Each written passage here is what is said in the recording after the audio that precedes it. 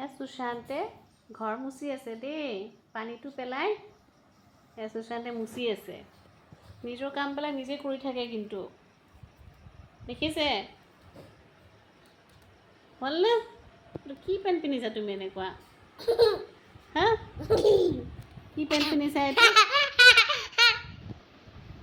কেনেকুৱা বদমাচি কৰি থাকে দেখিছে ই হা এই জোতাটো ক'ত উঠাই থৈছে চেয়াৰৰ ওপৰত জোতা উঠাই থৈছেগৈ আৰু এই মধুৰিআম খাব এতিয়া মধুৰিআম খাবলৈ বহি লৈছে